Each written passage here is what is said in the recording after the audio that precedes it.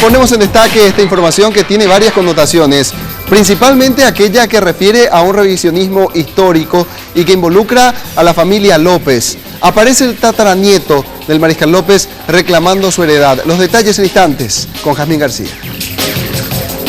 Hasta Jazmín García, buenas tardes, ¿cómo estás? Buenas tardes, Roberto. Y es así, esto se inició, ya recordarán ustedes, con aquella intención de regularizar la situación del Palacio de López, también de Mburuwi Sharoga y otras propiedades que no contaban con título de propiedad justamente. A consecuencia de eso, la escribana mayor de gobierno, Marta Narvaja, había iniciado una investigación que en busca de documentos que demuestren la propiedad de Francisco Solano López sobre el Palacio de Gobierno. Es así que había llegado al testamento de Lázaro Rojas Aranda, padrino del Mariscal, donde se testimonia el legado de dichas tierras a su ahijado.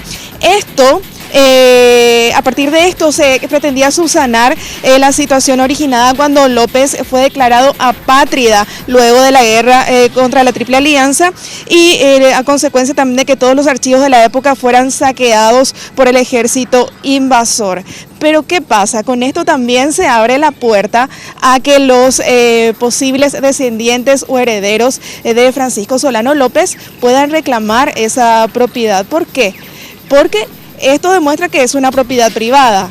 Si bien históricamente en los libros se sabe que esto era del Mariscal López, era un palacio erigido para su residencia, no había documentos, título de propiedad y registros catastrales, digo bien. Con esto la escribanía mayor de gobierno demuestra de que era propiedad de Francisco Solano López. Entonces, ¿qué hace el Estado? A través de un proyecto de ley busca declarar patrimonio de la nación al Palacio de López, y esto es lo que reclama uno de los tataranietos de Francisco Solano López. Él asegura que no es el procedimiento adecuado, ya que si el propio Estado a través de la escribanía mayor de gobierno asegura que se trata de una propiedad privada, entonces debería ser tratada como tal, y por ende los sucesores, digamos, los posibles herederos del Mariscal ahora abren un proceso de sucesión, y esto es lo que nos ha explicado al respecto Pablo Fernández Solano López, tataranieto del Mariscal.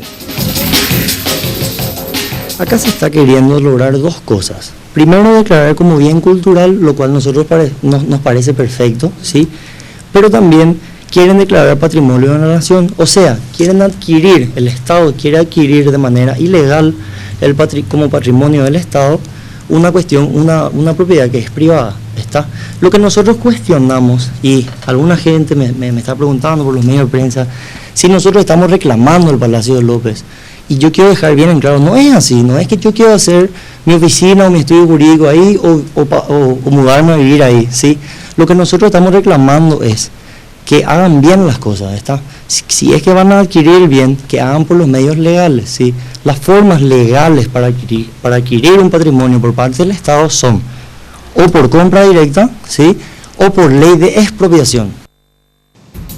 Y bueno, esto es lo que mencionaba y nos mostraba él el árbol genealógico. Él es tataranieto directo de Francisco Solano López. Su bisabuelo es el único hijo prácticamente que sobrevivió luego de la guerra, es Enrique Venancio López, quien ya había vuelto al Paraguay junto a su madre Madame Lynch luego de la guerra, justamente a reclamar las herencias del Mariscal. Sin embargo, Madame Lynch en aquella ocasión no fue recibida por el presidente Juan Bautista Gil. Algunos datos históricos señalan que incluso fue engañada. Esto nunca pudo ser reconocido. También en el 2011 hubo una intención de los descendientes del Mariscal de abrir la sucesión, en este caso de Madame Lynch, porque muchas propiedades del Mariscal fueron incluso pasadas a su nombre durante la guerra de la Triple Alianza, pero esto tampoco fue posible, no tuvo continuidad. Y es así que nuevamente se busca entonces abrir esta sucesión, y sobre todo lo que ellos reclaman también es que se les reconozca como descendientes y herederos del Mariscal. Y allí quizás está la mayor de las connotaciones, Jazmín, porque no solamente tiene una connotación patrimonial, sino más bien política e histórica, claro. Porque luego del reconocimiento o de la declaración del Mariscal López como apátrida, viene la desnaturalización de sus descendientes y no se los reconoce como herederos. En el caso de que se abra la posibilidad, se estaría reconociendo el título de herederos a estas personas. Y claro, y en el caso de negarles, entonces, ¿qué implicaría? Que el Estado reconoce que Francisco Solano López es una apátrida. Que es un tirano, desoyendo incluso un decreto del coronel Franco del año 1936, donde admitía que el mariscal López era un héroe de la patria. Así es por eso que es tan interesante esto, más allá del reclamo meramente jurídico. Ahí está, y todas las connotaciones. Quizá hay muchas otras propiedades de las que no se tiene un conocimiento cabal de a quién verdaderamente pertenecen y que podrían ser patrimonio de los López. Hay que recordar que ellos tenían muchos bienes en la época, prácticamente eran dueños del país.